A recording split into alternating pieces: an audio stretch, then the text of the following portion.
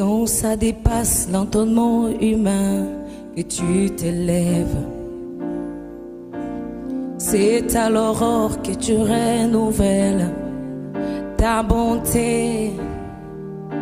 C'est quand le sommeil devient si doux que tu t'élèves. C'est quand je suis faible que tu t'élèves et tu agis.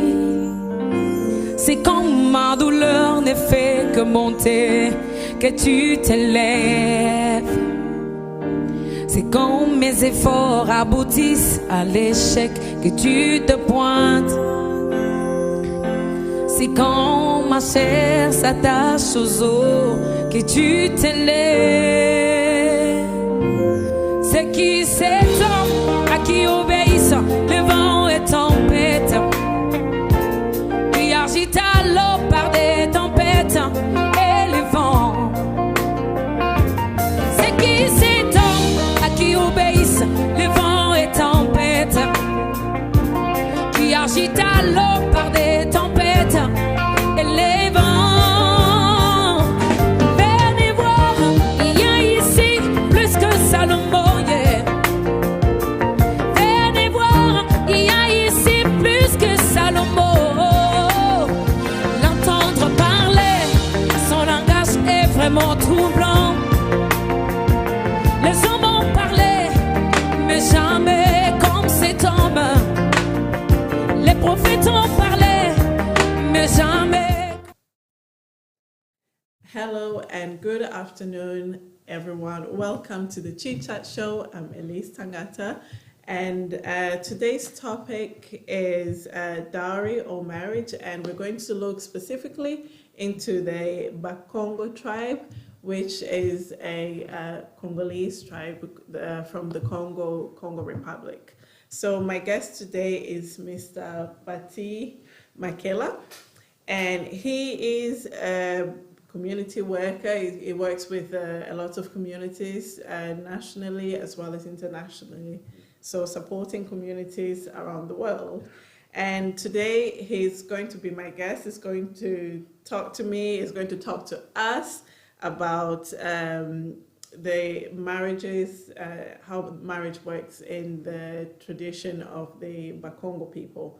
And he's here because he's got a good insight, and you will soon find out why. Would you like to introduce yourself? Well, thank you so much, Elisa T, for welcoming me to the show. And it's a great pleasure, and I'm really humbled and honored to be your guest tonight. Mm-hmm. And today, as you say, we're going to run around the topic relating to the marriage or the dowry in the Bakongo tribe.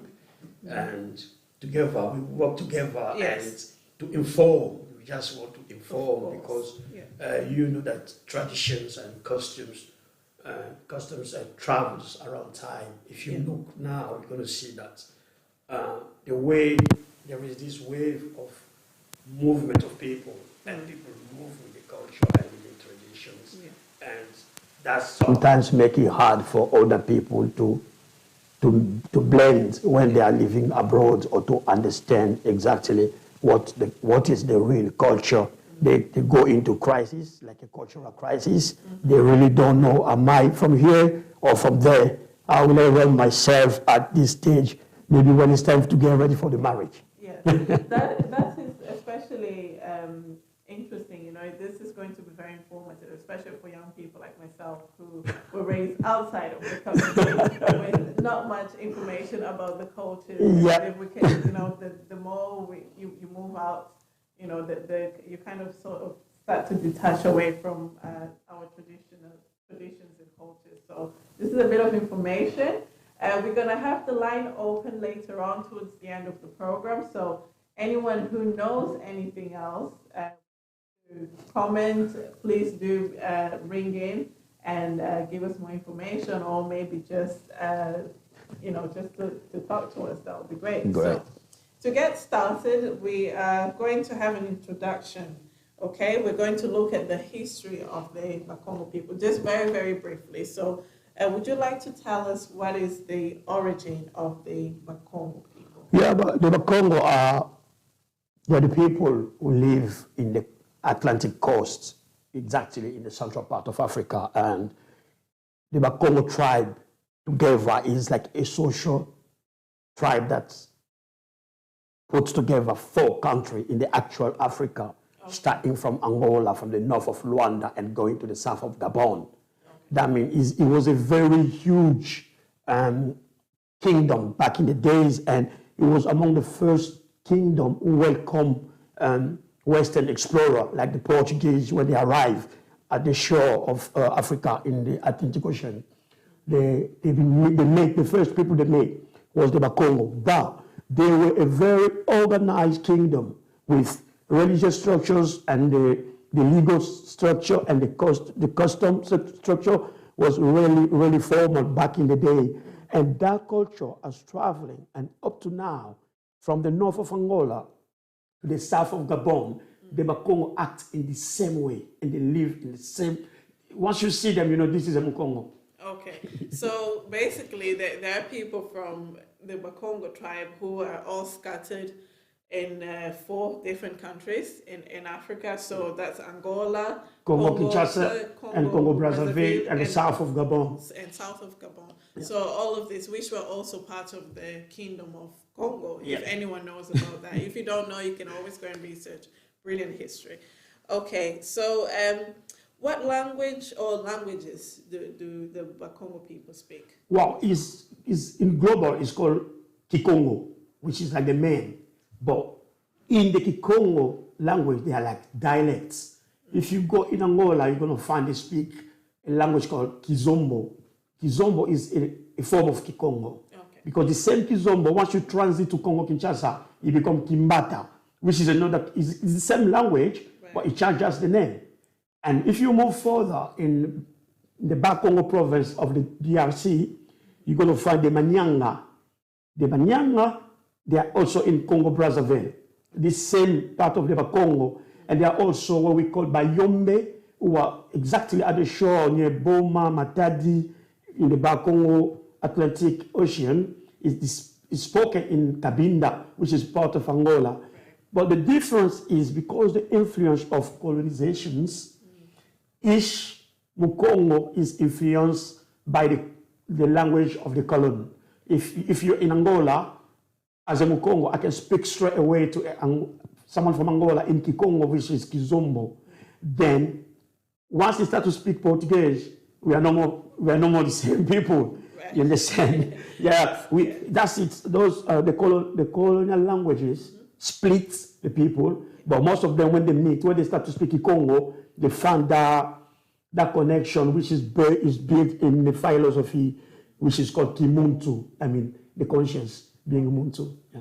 Okay, so this answers my next question, which is going to be if there are any other denominations, because I know, from reading a lot of history, I know that, tribes in Congo, in Africa, in African countries do have smaller denominations. So yes, you've just explained, about all the other denominations who are actually still in Congo, who are because, part of the Bakongo. Let me stop you a bit. Yeah. If you go in Bakongo side, like inside the Democratic Republic of Congo only, I can name more than 20 sub-languages, like dialects. Right. And they all just... Part of the Kikongo is a very rich language. Kikongo is really rich. Okay. Oh, that's fantastic. Not only as a language, but as a culture. As a culture. So how do you differentiate all those small denominations from the different? Oh, from the accents. You're gonna feel it's like someone from London speaking is English. You feel, wow, this is London. Now someone's speaking from Manchester. Oh, are you from North? You understand? That's the same thing. There are differences, like there are connotation and differences. If I speak in my language, one of my dialects is called Kintando. If I speak Kintando, someone from Bandundu in the Republic of Congo, who is Mukongo, can speak Kiyaka, which sounds the same. Can you imagine the distance between Bandundu in the Congo and the Bakongo? Yeah. But someone speaks Kintandu and someone speaks Kiyaka, sounds the same. It's like, wow, they're speaking the same language. Mm-hmm. You see how the language has traveled so far. Wow, that's brilliant. So apart from the language, what other things, what sort of things that actually identifies people from the Bakongo tribe? Like, for example, what makes them stand out? Without the language, what other things? I will give you like a simple example. If you go to Congo Brazzaville, you only notice a Mukongo the way he dresses. Okay, fashion. Cool, fashion. They are sappers. They always say, when French came back in the day, they found us already dressing nice. Okay. And if you come to my side in the Congo Republic, the Democratic Republic of Congo, in my tribe, we say Muntandu Munderi. We say Muntandu was already white before the white people arrived. Because according to the history, we already use fork and knife before white people come. They already find us well organized, clean. You see, and another side of Mukongo, which is true, in Mukongo is good to keep secrets. Is that right? So I can tell you my secret. I will keep it. I can keep it. I'm not sure if I can. I was making somebody laugh last time. I said, the Mukongo is the only people who know that they're going to kill someone, but he didn't tell him they will kill you. Keep a secret. Oh, that's a dangerous secret to keep. Yeah, Mukongo keeps secrets. Mukongo are good economically. They're good to save money. Yeah. Yes, because they're always part of the people in the Congo. When they criticize the Mukongo, they always use the expression. You can see a rich Mukongo, a lot of money, but eating small kwanga and small likaya. That's salt fish and a small portion of cassava bread. So they're very preserved and very down to earth. Yeah, they're down to earth. Okay.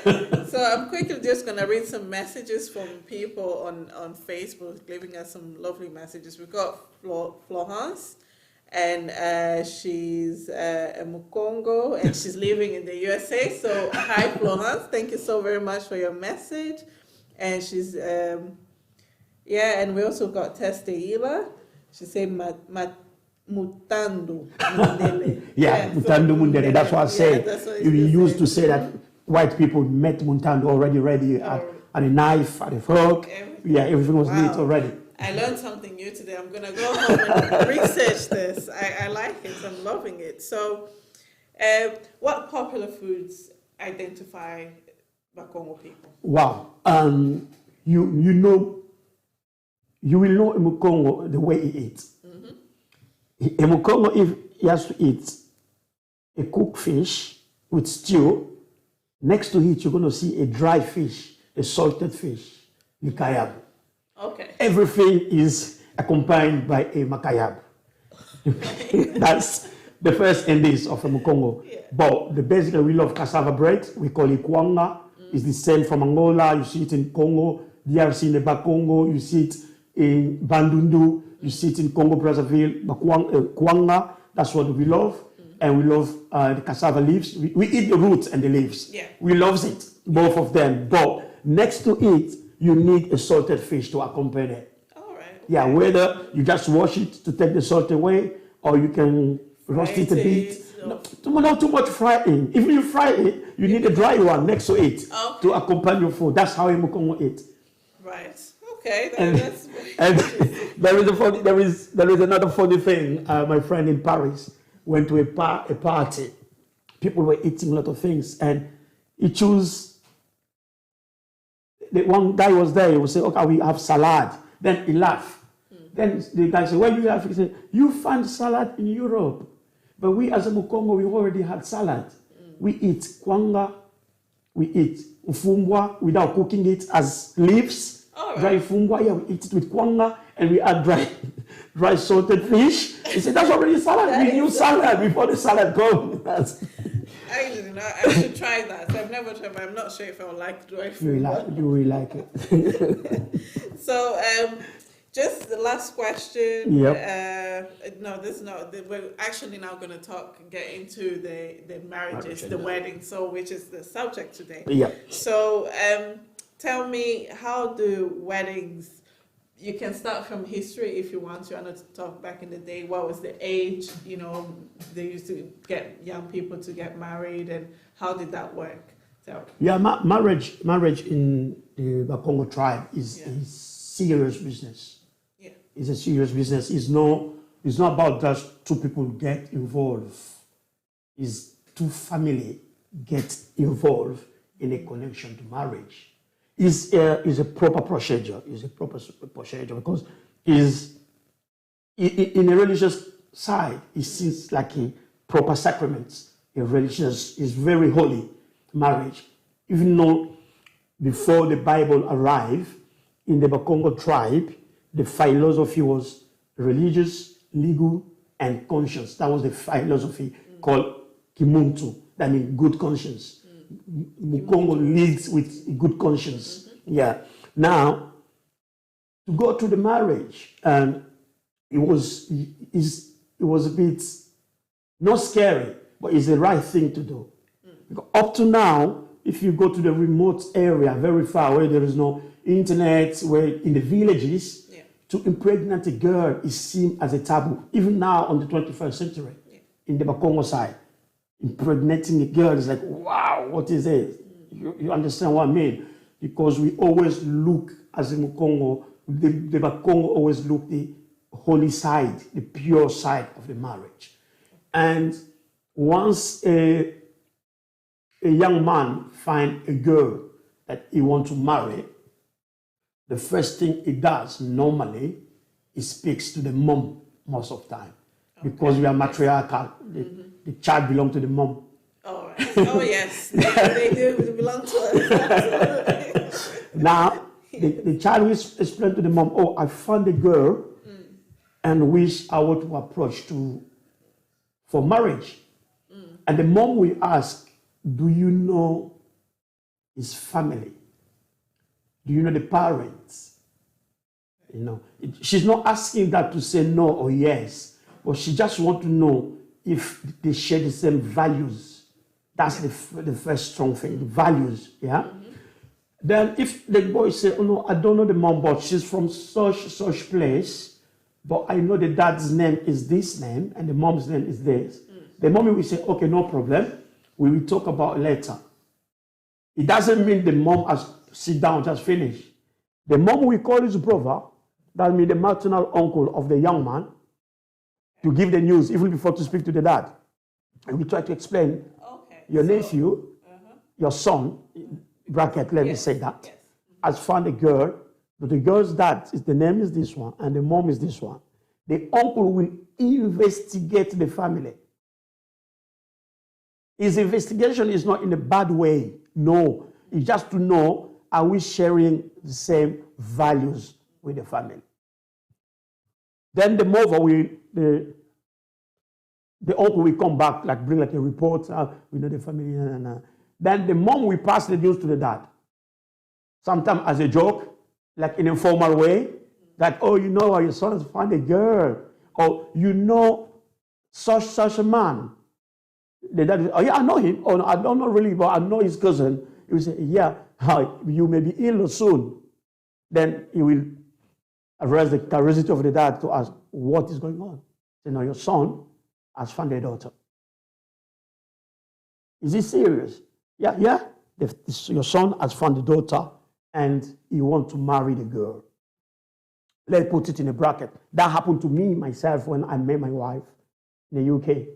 Because we had a lot of similar names between both family. I was more reluctant. Maybe we can be cousin or there may be family connections. Because we don't marry family. We don't marry. It's an incest. You can't marry within family. You make it clear. Yeah, we don't marry within families. You marry someone from your kanda. It can be a Mutandu, but from another family and another side. You understand? But yeah, or you can buy any, but not in the same family. It's seen as incest. The same as in the Bible is incest. Now, what happened?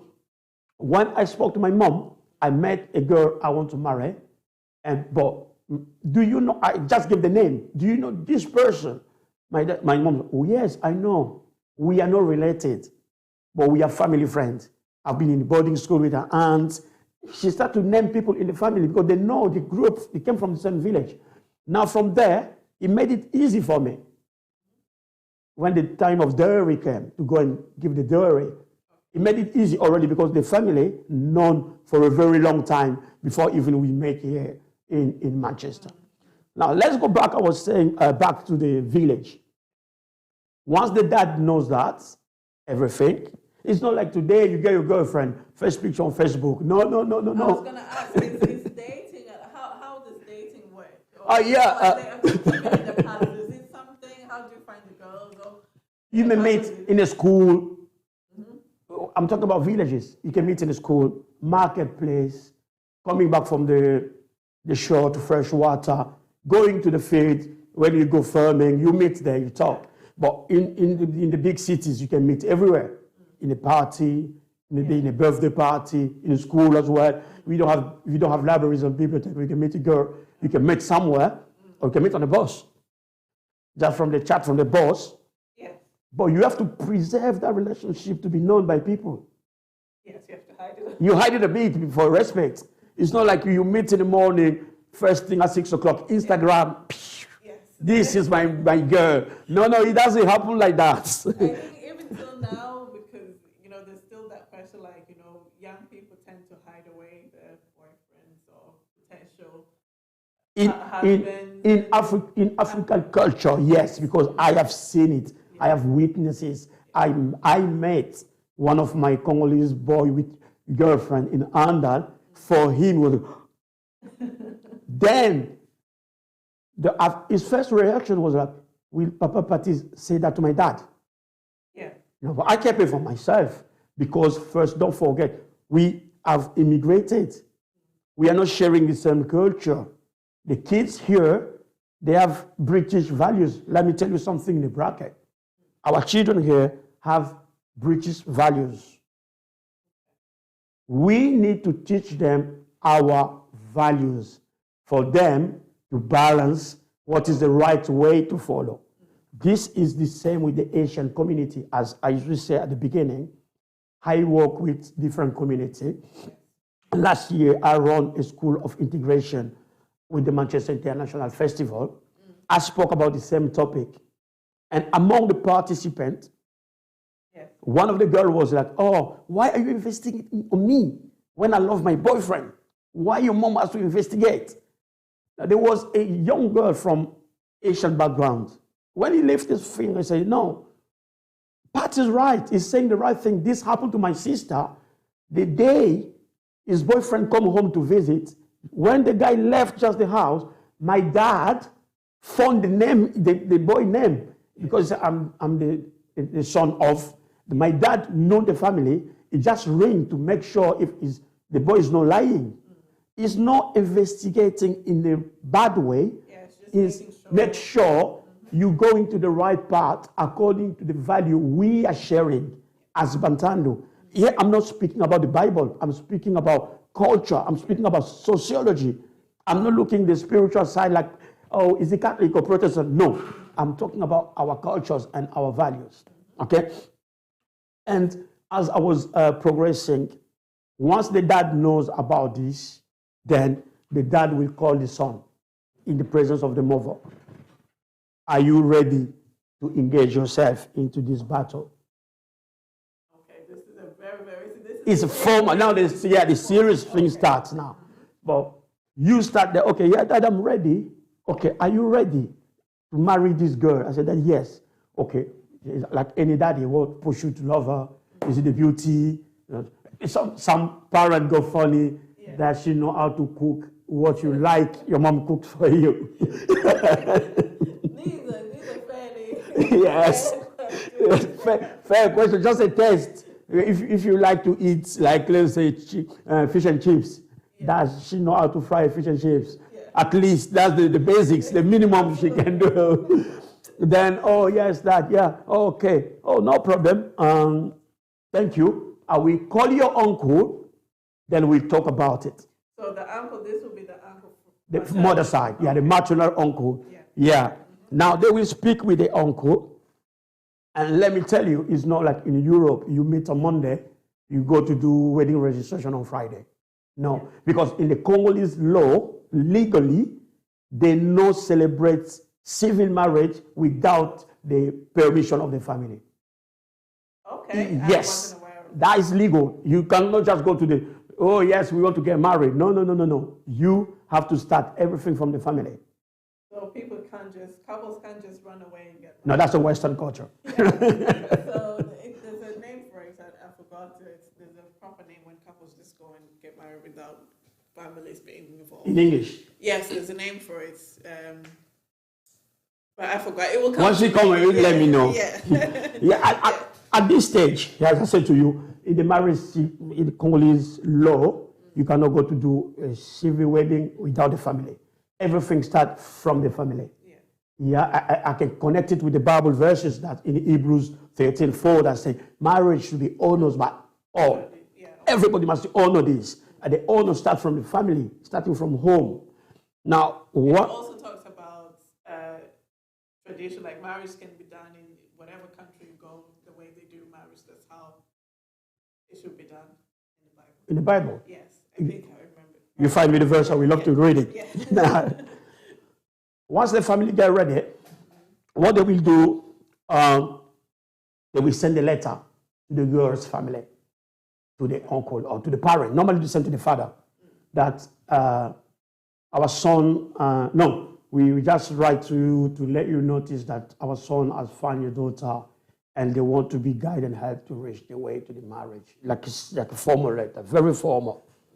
And the letter will go to the family, to the girl's family, and the girl family will set a date. They will reply by letter. Back in the day, now it's with email. You can send it by email. Okay, yeah, you can reach by email. Okay, that's it.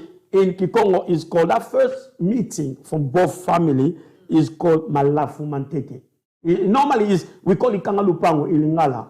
Kangalupango. So basically, that would translate to closing, fencing the garden. Or the plot land. Yeah, fencing the land. Fencing your land. Yeah, so and the girl's land has to be shown. In Kikongo, we call it Bukanga Tikaku. I mean, Kangalupango. Yeah, that's what they call it. Now, when you arrive on the day, you need to bring some symbols. Okay. Normally, it's like crate of beers, crate of juice, palm wine. You can bring wine here in Europe. Just some small things, because when you arrive on the day to go, you have to come early, because if you come late, they will charge you. You pay from some church, some charges. If they say come at 3 o'clock, you come at 4. Before to get in, they will say, no, you don't come here, you did it on the road, you have to pay these charges. You have to drop some cash on the floor for the... Really? Yes, that's true. Why are we always late then? You'd have thought that we'll learn from this. You have to pay extra. And that's in the case where you met, nothing happened between you. But if you have already known each other or you impregnated the girl before, you were to make it, you have to pay again some fine on top. On that day, not on the wedding day, on that day. Yeah, because... Okay, so this is pre-wedding, that's not even the wedding. No, it's not even the wedding. That's the day the two families are meeting to become in-laws. Because you become in-laws on that day, you become in-laws already, the two families. And you have to bring someone they call Nzonzi. It's like an oracle. It's the one who's going to speak on behalf of the family. The moment that don't talk, someone else who knows the family will talk on behalf of the family. So this could be anyone related to the family, or but just a family friend. It can be a family friend who knows how to do that ritual, that ceremony. I don't call it ritual because there is no mistake in it. Okay. The ceremony, who can lead that ceremony. It's not a fight. It's like a funny ceremony where people sharing proverbs and values on both sides. You bump each other with proverbs. It's a bit fun. So just to make it clear, we have it one Nzonzi and the for both families. We have a Nzonzi because the parents don't say anything because on that day they are in honor. They're going to sit down and look what is happening. And so just before you move on, do they discuss things like, for example, if you're my Nzonzi, does my family, are they going to discuss with you what you want to debate, or is it something that you already know? Are there any particular things that you have to specifically follow? Or do you in advance before that meeting, so that when you get to the meeting, like, okay. Now, when you met, before you go to the meeting, when you meet with your Nzonzi, you give to the Nzonzi all the information you know about the family. Okay. The Nzonzi knows. how you're going to lead is like a proper profession. Back in the day, they pay for nzonzis. You pay for nzonzi, yeah, you're going to come because it's the one who's preparing your way to become married. Your family, yeah, they give him presents because he's doing the nzonzi. Yeah, them too, they will prepare their own nzonzi to mate. And on that day, you cannot go inside the girl's family without empty-handed. You need to bring signs that this boy is coming to get his wife, is ready to prepare himself. And on arrival, so when you arrive on time, you're lucky, you go there, sit down. But if one you came late, the fight is where you are at the doors. You say you don't come in here, you have to pay something, you didn't honor our time. Yeah? When you drop the money on the floor or you pay that fine, the family of the lady, the family of the girl, will lay on the floor the most expensive clothes for you to walk in as the future bride. Wow. Yes, you're gonna. So for the fine, before we move on, this is really nice. Like for the fine, how much money can the bride's family ask for the fine? Back in the day, I don't know. It depends on his family. But because it's a happy day, everything is mixed in that fun of the moment. Okay. Everybody's. No extra charge. No, it's not extra charge. Something just simple that we pay. We recognize we are late. We pay for it. That's it. Okay. And once there, you're gonna meet before both family to start to talk. Then Zonzi will stand up from the boys' side. We present the 2 crates of beers. He said, "This is our first wine and a bottle of wine." Yeah, that's what they call it, first wine. Malafu mantete. That's the first one. Okay. We come in this our first wine. We are here for a serious business. Okay. The Nzonzi will start to express himself. While our son here, I've seen a beautiful flower in this place. You will not name the name. No name. Okay. Flower or something nice. Yeah. And he doesn't want to lose it. That's why he came here to be serious. That's why we come here to get our girl, to close this Kangalupang, to close this compound. So the fence is closed. Everybody pass, look just over. Nobody come to take the girl. So when this ceremony happens, it means that no other man, no other boy who could possibly be interested in this young girl could come. Yeah, it's closed. So no man's hand. So if there's a few of them interested, they need to rush. Once they hear maybe there's something happening, yes. They need to go before. And all the exes, all the one we're watching, glancing. No, she's gone now. Now, yeah, she's entering the right path. Okay. And the Nzonzi will speak, say everything, and they will hide the girl on the day. The girl will not be there. She will be hid somewhere in the house. But the boy will be there because you are the one who came. And then Nzonzi on the other side, we stood up, speak as well, sharing proverbs, talking about a lot of things, sharing proverbs, sharing narratives from both sides. And at the end, then you will give your envelope, the sign of Kangalupang. I mean, we put this fence, we nail it, nobody will come. It depends on the amount you value your girlfriend. Because at that time, you are not fiancé yet. Yeah? Okay. Then, once you give the envelope, now they will request to the siblings and the aunties to go and take the girl where she is. And the funny side on it is that, another anecdote, you have to pay the transportation for the girl to come, even though she's just in the bedroom. Anyway, yes. It could be London, and yes, we need to bring her here. And the groom needs to pay to bring the girl. Then the family, the Nzonzi we talk to is deputy. Most of the time they have deputy. Okay, give me 20. No, this is for the little one. They bring you the little one. Say, no, we are not here for her.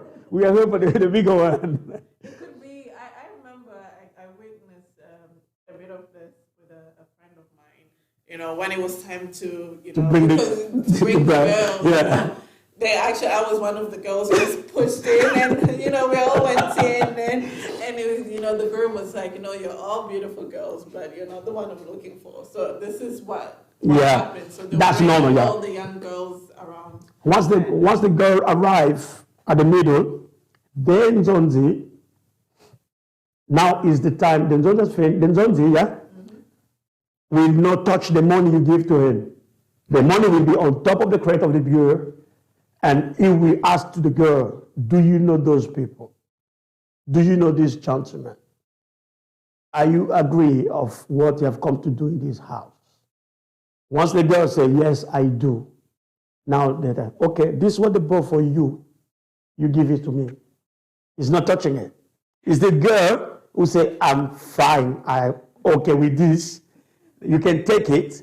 And then something we ask, do you want us to use this money as symbol for this fence to be nailed and locked? The girl will say yes.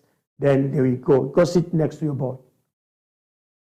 Right. That's the end of the ceremony. The very end of the ceremony. Finish now. The both family will become in-law. But when the ceremony finishes, then on the other side, we give back the words. After thanking the boy's family, you give back the word to the boys Nzonzi to finish. Now the boy Nzonzi will bring the second crate of beer, another beers. Like, this is what we finish to seal this ceremony. We call it Malafumazole. That means second wine. Once it's sealed, from there, they are in the family, they are now seen as fiancé.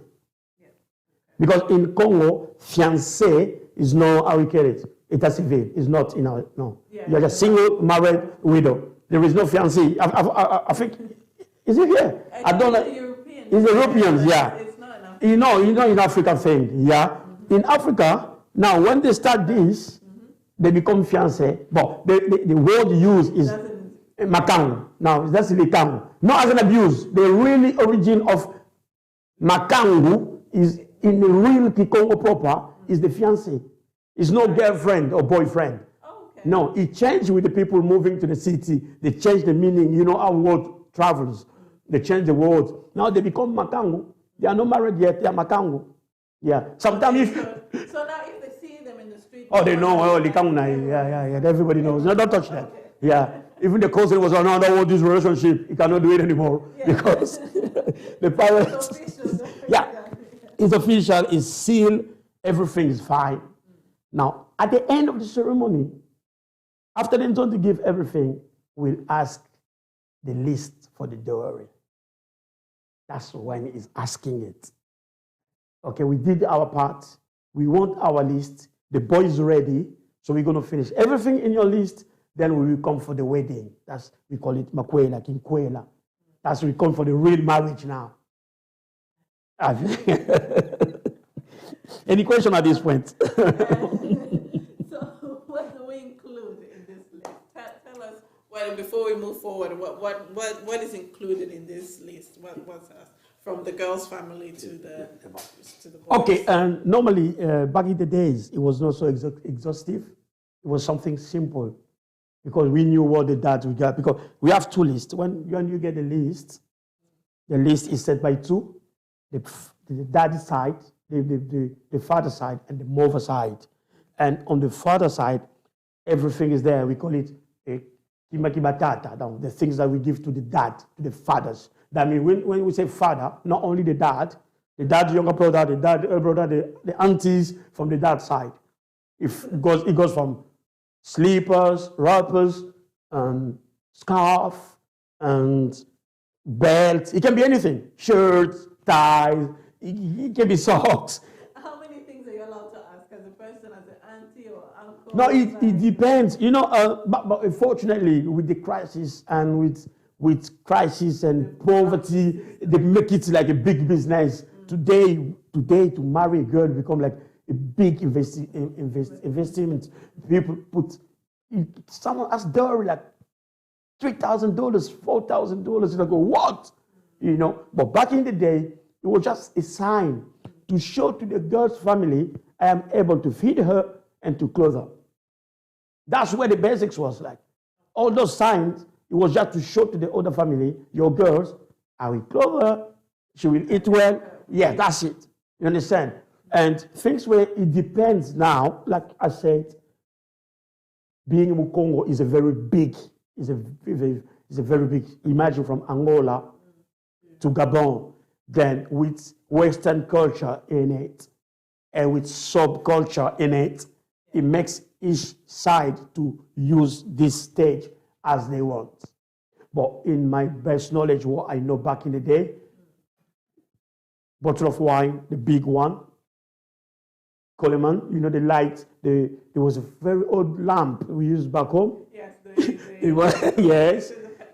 Yeah, and things like cutlass, things like shower basin for kids, and it depends. And clothes wrappers and the money. They have money for the dad side, and you have to give money for the mother side. Because when you give for the mom, it means with the uncle. Not only the mother and his uncle, because we call him Kazi.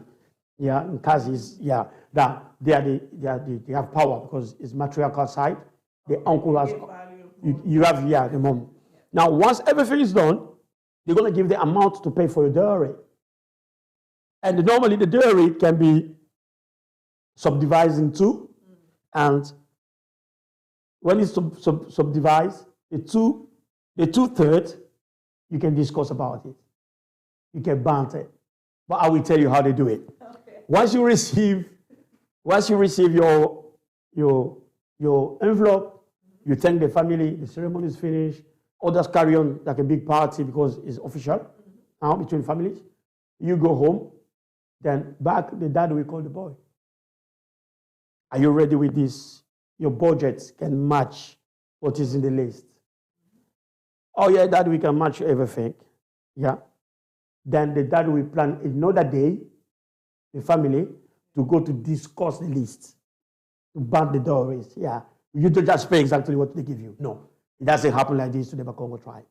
You have to discuss that list, to discuss about the amount of the dowry. Oh, that was too much. You know, they are young people. They finish school now. They need budget. They have to survive. Like a debate. You don't take many people with that. You can go just the dad and then Zondi to meet with the dad's girl and then just to band it down, to take some stuff off and to ask, because some stuff are written in nature, maybe they will need it in cash because they don't know what to do. Yeah, someone may ask, oh, we can have now, like now people are asking generator in Congo. Generator. Oh, yeah. Yes. Fair enough. Yeah, fair enough. Yeah. You can band the price. How much is a generator? Oh, it's $500. Oh, no, it's too much. Can we band it down to $150? They are just symbols and they are just signs. Now, once everything is gathered, now you can talk about marriage now. The boy is ready, you're inviting people for the big events. The day you go to go and give the dowry and to get traditionally married.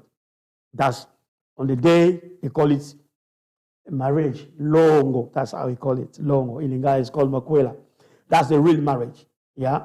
That's the last step to conclude and seal the relationship. You started as informal, you made it formal through the courtship when the parent met with the Nzondi chatting. Now you want to officialize your wedding. And at that moment, the boy, you don't call your girl Makango anymore. You become your Kento. That means your wife. Kento. Yeah, Kento. That sounds very Angolan. I don't know why. Yeah, it's some Kizomba. Yeah, that's why you the Kizombo in it. In Kento, yeah? If in Kento Munu. That's what he said. That's my wife. Yeah, that day, she's not your Makango anymore. She's your wife. She's your Kento. That means now you are ready to get her to become your Kento. Yeah, when you go there, you're going to start now to talk about the list, what you bought. It's a long ceremony. You need to come too early because after that you need to go to the hall, to the party, and guests may waiting for you there.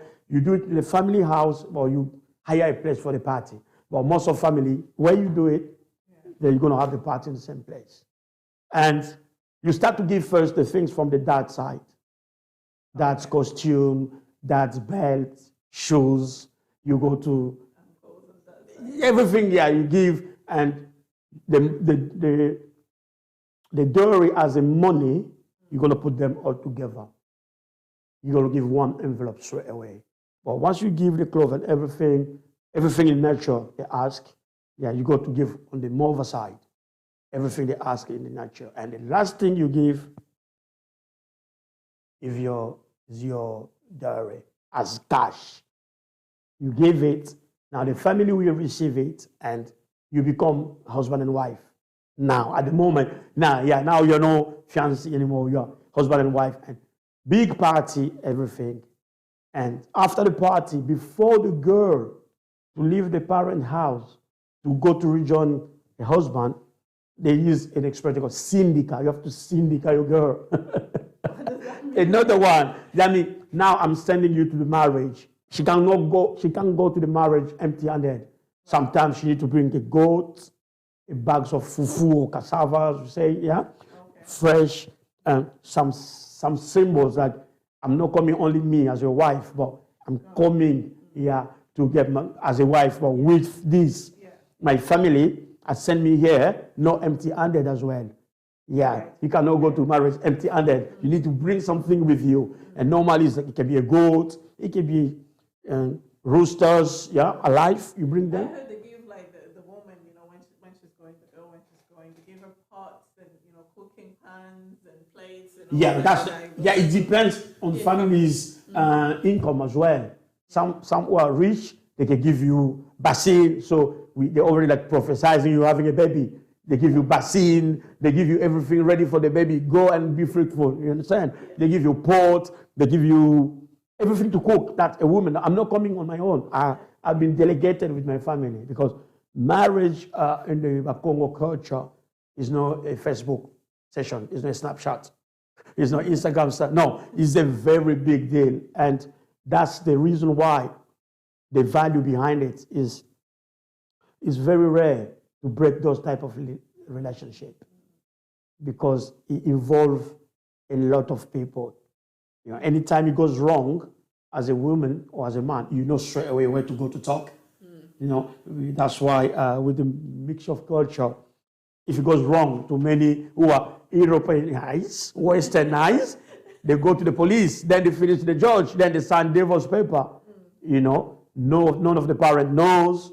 Nobody knows straight away. Oh, they divorced already. Oh, really? Oh, yeah, they divorced. Yeah, but if you look on those people who keep the values, you're going to see the divorce rate is lower because they know where to start in case of problems. They know who I can approach in my husband family to deal with this issue and who I can approach to my wife's side to deal with this issue we're having. That's one of the value of. So are these kind of things that are taught, like, when from the beginning when they do the Kangalpangu thing, like, if there's a problem, come to this person to talk about, or if there's a problem here, go to this person, or how are these things discussed? You will feel it in the way you are welcome in that family. You're going to feel it. Once you start to see a girl, and the first time you go to the family, you're going to feel it. And most of the time, especially for women, you're going to see the mother, your mother-in-law, your future mother-in-law will take you aside. Say, any problem, call me. He will say, I'm not your mother. She will never say, I'm your mother-in-law. She will say, I am your mom. Everything, tell me. Don't hide anything to me. And that's vice versa. You're going to see the boy, the girl's father talking to his son-in-law.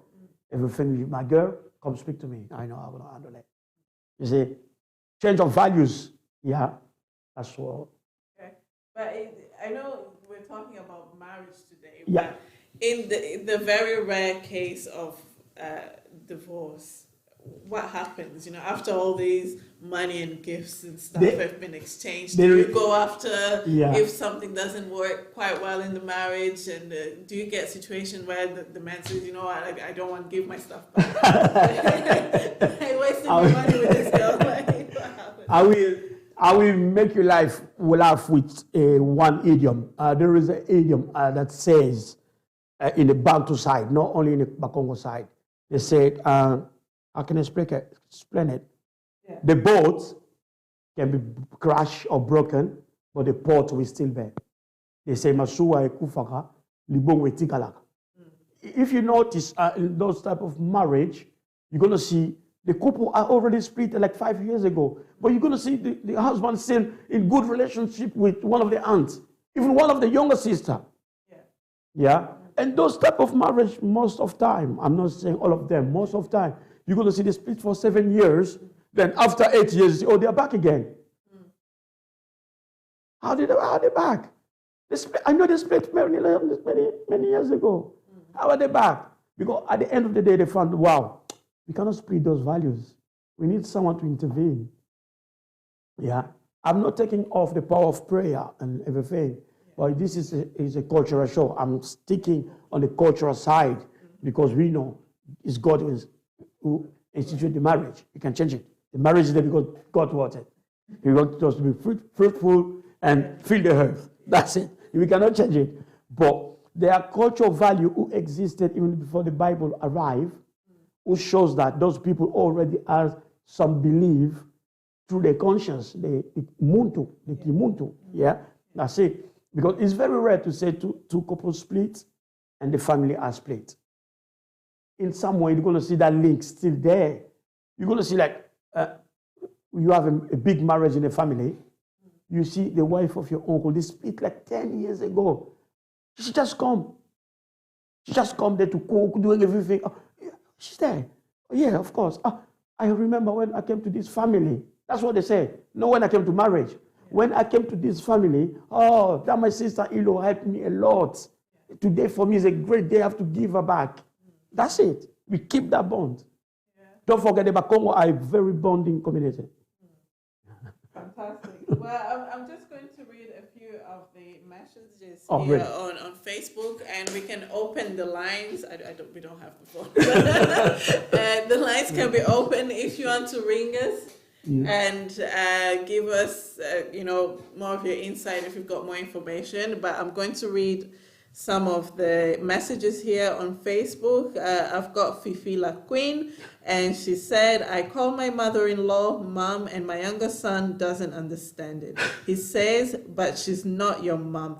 But to us, your in-laws are your family.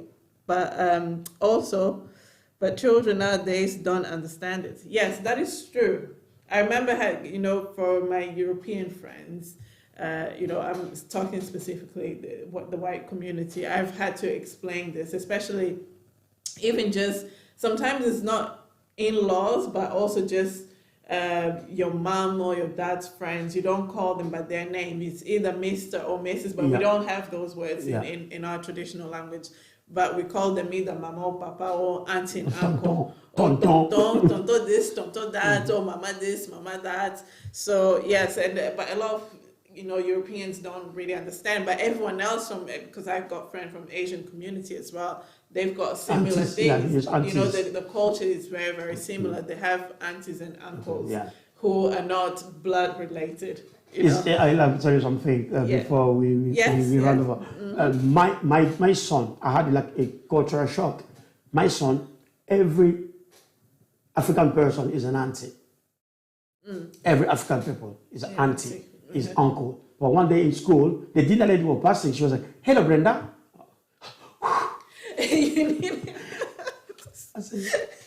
And I said, "Why you can't say Auntie Brenda?" He was like, "Why?" He doesn't see the place of auntie to a Caucasian person, but you see a place of auntie in the African person. That's another cultural shock. And as I think, to conclude what my speech and to round it up, what we need to run more within our community, we need to run workshop on cultural values. Our young people, our youngsters are missing it about cultural values and who we are culturally. They love the food, and they don't know the food is part of the culture. Yes. They love the food, they don't know the food is part of the culture. They love the way we dress, they don't know it's part of the culture. Just a second. We've got our first caller here. Hello. Hello. Good afternoon. Good evening. Hello. Yes. How are you there? We are fine. Thank you. And yourself? Yes, I'm good, thank you. Yes. Can you tell me what kind of item someone needs to prepare if they want to go and marry a woman from the Kongo side. What kind of? Items. The What list kind of what? items that Kind of are going items. to bring along when they are going to seek the hand of someone from the Kongo side. All right. So what kind of item a man, a gentleman must prepare to go and marry a woman from the Kongo side? That's a very good question. Thank you very much. Yes? Yeah? Yeah, and to go and marry a Mukongo, she got online on screen. First, you will know everything inside the list that will be provided to you. Everything is sealed. In that list, your in-laws will give back to you to prepare for your wedding. But there are common things like a suit for the dad, a shirt, tie, socks, shoes, and from the mom, wrapper, liputa, as we call it in Lingala, scarf, slippers sometimes, and the uncle need to get something. Mom's brother needs something, especially. She needs to get one. It may be the same like the dad. Maybe only the suits, but not the shoes and the socks. That's it. But when you go to meet your family, you just prepare something, the value of your girl, in an envelope, and some crate of beer, crate of juice, some wine to show that we are here and we are ready. Right. So, men out there, young men who want to marry into someone into the African culture, hopefully today you've learned something. Yeah. So you can prepare yourself. As I was saying, already, we need a lot of workshop to our young people to show them the value, the culture. Yeah, African culture is so vast and so rich, and many of our kids they don't embrace it because they don't understand it. Many parents don't speak about our home. They don't show them the sense of everything we're facing, you know. And maybe that's going to be in another show. We're going to talk about something else about our kids are growing up. They all growing up as a cousin. Here in the West, they all know our cousin, cousin from church, cousin from family. Now, when they reach the age to get married, they scare each other because they grew up as a cousin. We have to teach them. We are not related, but we are family friends. You can marry her if you feel. Well, we don't show them that, and we see our kids go marry girls from another country, and we complain. Why our girls don't marry our boys? Because from the beginning, we don't teach them who we are. Yeah, they grow up as cousin from church, cousin from home, cousin from London. They don't know who's the real cousin, who is a family friend. Those things are create big cultural clash within the community. Thank you. Back to you, Elisa. Yeah. Sorry, I am listening, but I was just reading. Our caller here sent us a message and said that everything you mentioned in the list is not tradition. So what would you consider traditional requests? Please let us know and give us more, leave us more comments, and the lines are still open, I guess. And yes, absolutely. I think, I always mention in my shows, ever since I started, I've always said that it's very, very important that we start teaching and embedding our culture, or the history of it, especially because we don't seem to know much about it. So I don't agree with everything, but yes, it sounds very nice. If it's not being corrupt by the modernization and trying to take, because my thing with the dowry thing, I'm very, very aware that people, women's family have started taking advantage of, the marriage, and they'll make a huge request of money, and it shouldn't be about money, because so what happens if the family doesn't have what the bride's family are asking for? Does that now before you engage yourself to that adventure, you have to make sure you are ready. When you're not ready, how do you want to engage yourself to something you're not finished? What if, because we know that now people do make some weird requests. I've seen people say, I've seen on social media a lot of, young lads wanting to get married, and they say, the bride's family or their potential wife have asked for £10,000 or dollars. Because they want to transfer the tradition to business. That's the thing, you see. It's yes. So, anyways, thank you so very much for watching, for joining us today. Hopefully, you have enjoyed. and we're going to try and do this and look into different cultures from Congo Kinshasa specifically. I'll try my best to get people from all these other tribes, and they will give us an insight, and we'll see what's different, what's equal. But anyways, thank you for watching us tonight, and I'll see you again in a couple of weeks. Have a wonderful evening. Thank you. Jésus, les évangélistes ont parlé, mais jamais comme cet homme. Les apôtres ont